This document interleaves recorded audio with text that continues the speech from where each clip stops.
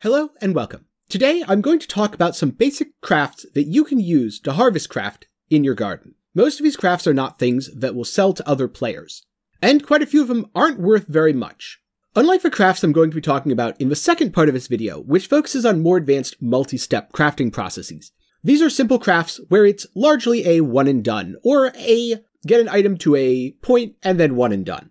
So as a result, most of the value you get out of these will be lower. Please keep in mind that prices do change all the time in Path of Exile, and the more people that do a specific thing, the less valuable that thing will be. So instead of trying to copy the exact demonstrations I use in this video, look at PoEDB or Craft of Exile and try to find your own applications. Because if you can carve out a niche market yourself, you'll make a lot more profit than simply making the item that 1,000 or 10,000 other people are trying to make. I'll start by talking about Reforges. There's a variety of Reforges, but you can kind of think of them as 4 different basic categories. Reforge a normal or magic item into a rare with random modifiers, including a whatever type modifier. You can think of this as a super orb of alchemy. Overall, I wouldn't say this type of Reforge is particularly useful. And the main reason for that is it takes so many attempts to use it, and you'd have to scour in between, that it's just not economical or practical. So I tend to ignore these. The second type is Reforge a rare item with new random modifiers, including a modifier of a specific type. I know a lot of people have been asking about uses for these, and there are uses. For the most part, you're going to have to look around for yourself and find what these uses are. The reason for this is it's very hit or miss. Think of it as you are blindfolded, you're spun around, and you have to throw a dart at a dartboard and hit the bullseye. You'll want to make sure that bullseye is as large as possible. The way you do this is by controlling the variables behind what can possibly roll. So an example of a Reforge rare that I would consider worth using is Reforge rare including a new caster modifier. The reason that I would consider this to be worth using as opposed to a lot of others is it's actually very easy to roll curse on hit rings. There are only 2 caster tagged groups on most rings. Cast speed, like this one has, and curse on hit. Let's just say we take this hunter ring, eye level 84 hunter ring, and use Reforge caster. It hit, despair, curse on hit, 32% increased effect. Especially early league, this makes Reforge caster very economical and worth your time to use. And I'm going to use Reforge a rare item with a new physical modifier on this jewel. And I hit Grim Oath, which is gain 10% of physical damage as extra chaos damage. This is a highly desirable mod, and here's the magic behind that. I can do it again with a different jewel, and I hit Grim Oath.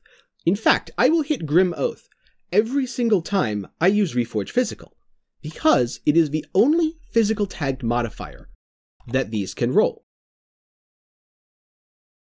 I do it again, and there we go. I hit another Grim Oath. The advantage behind this is, because you will always get a desirable modifier, and everything else is random, you greatly increase your odds of hitting something usable or sellable or craftable in the future. This is where the main value of the Reforges are, at least in terms of things that say, Reforge a rare item with new random modifiers, including a insert modifier.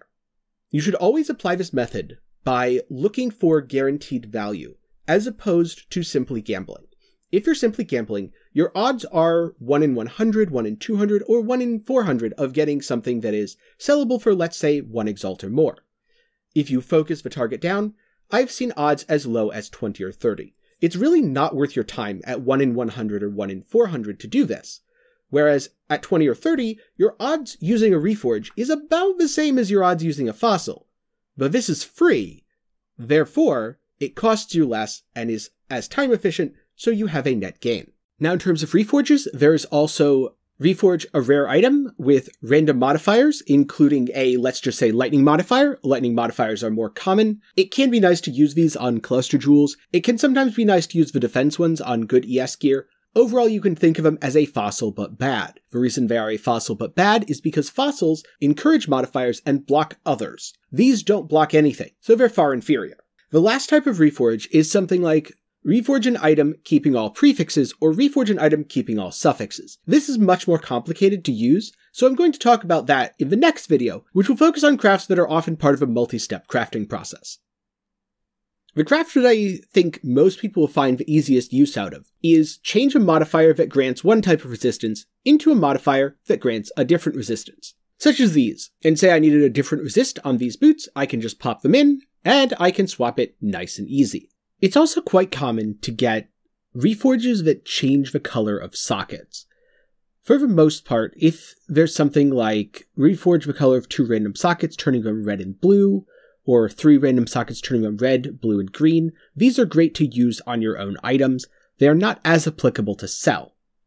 However, turning a single socket a different color, such as reforge the color of a non-green socket on an item turning it green, has some great applications when you're trying to get 4 off colors on an item.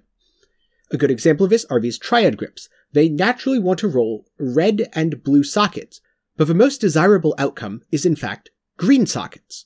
So if you use the normal bench crafting method to either put on 3 green with a 3-socket item, or 2 green and then add a 3rd socket until you get a green, you can use Reforge non-green to green to turn the 4th socket green and make a much more sellable and valuable item. I hope you found this part 1 helpful. I'm going to be adding a part 2 where I cover add remove, augment, remove, and remove non-add, along with some more advanced crafting, like Reforge keeping prefixes and Reforge keeping suffixes. I will also be mentioning some examples of crafting using the fractures in those videos. There are, of course, many other types of harvest crafting that won't be covered in these 2 videos, such as adding influence to an item, enchanting maps, map device infusions, and most of these are valuable and worth your time to get. However, they don't really fall under the purview of crafting. They're something where you use it on an item to add value to it, but not change its modifiers in any way. So if anything, that might be covered in a later video. But my question now to you is, if I'm going to make a video covering how to create some popular items using harvest crafting, such as a +1/+1 amulet or an explodey chest, what sort of items would you personally like to see covered in that video? I will be doing those too, and I may be doing some others. But for now, I'd like to hear what popular items you'd like to see made down in the comments below.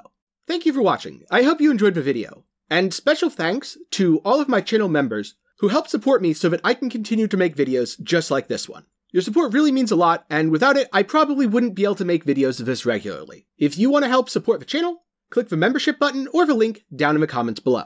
And if you found this video helpful and want to ask me a question in a more interactive setting, I stream at least once a week here on YouTube, and I'd be happy to answer any questions you have relating to this video or any of my other videos.